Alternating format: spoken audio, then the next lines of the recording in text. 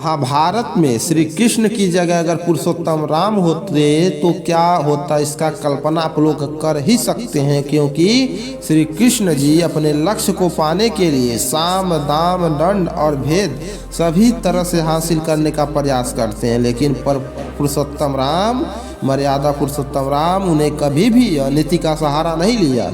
तो इसका सचमुच ये बहुत ही अजीब सवाल हो सकता है, क्योंकि राम की नीति और श्री कृष्ण की नीति में बहुत ही फर्क है।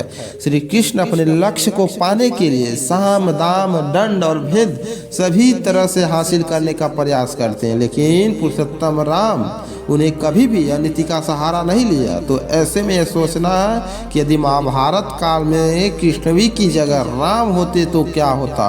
हालांकि ऐसा सवाल पूछने का कोई मतलब नहीं होता है, फिर भी हम लोग पहली घटना पर फोकस करते हैं कि जब भगवान श्री कृष्ण समयंतक मणि को ढूंढते हुए गुफा में पहुंचते हैं तो उनका सामना रामायण काल के जामवंत जी से हुआ।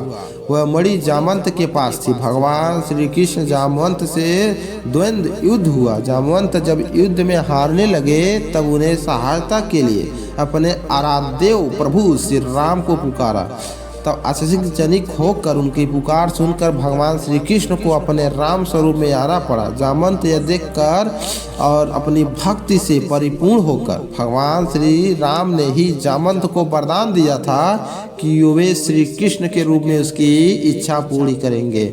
मतलब यह है कि होइए सोई जो राम रचि राखा, कहते हैं कि होइए सोई जो राम रचि राखा, तो को करी तर्क बढ़ावे शाखा। दूसरी घटना में कहते हैं एक बार अर्जुन का सामना हनुमान जी से हुआ।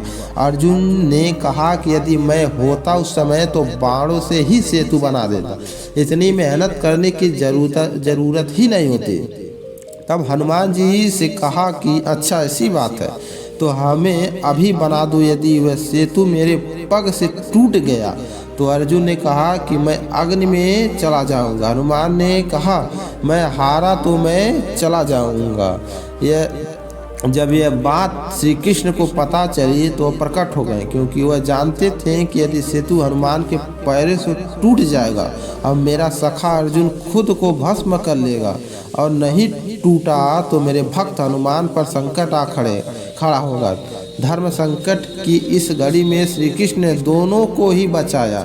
यह कथा भी बड़ी रोचक है। इसकी घटना के बाद राम परम भक्त हनुमान जी महाभारत के युद्ध में उन्हें आदेश से रथ के ऊपर ध्वज में विराजमान हो गए थे। मतलब ये होइए सोई जो राम रखी राखा, को करी तर्क बढ़ावे शाखा। तीसरी घटना यह है यदुओं के आपसी युद्ध के बाद भगवान श्री कृष्ण प्रभास क्षेत्र में एक वृक्ष के नीचे लेटे हुए थे। उनके पैरों को लेटा हुआ मृग समझ एक भील झरा ने छुप कर उन पर विषयुक्त बाण चला दिया।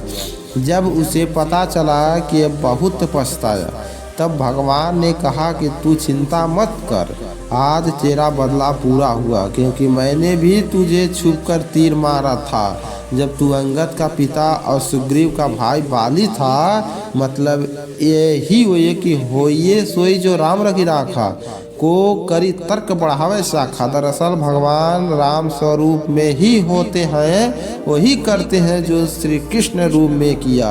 असल में उन्होंने स्थिति के अनुसार रूप लिया, स्थिति के अनुसार रूप धारण किया, युग के अनुसार अपने कर्म किए। कहते हैं श्री कृष्ण के मखान चोरी, कहते हैं कि मक्खन चोरी रास लीला, गोवर्धन धारणा, गोपियों के संग नटखट लीला करना, शिशुपाल को मारना, कंस को मारना, नकासुर से 16,000 लड़कियों को छुड़वाना और महाभारत की युद्ध की रचना, इन सभी से श्री रामचंद्र जी की और भगवान श्री कृष्ण जी से जुड़ी हुई एक कहानी है।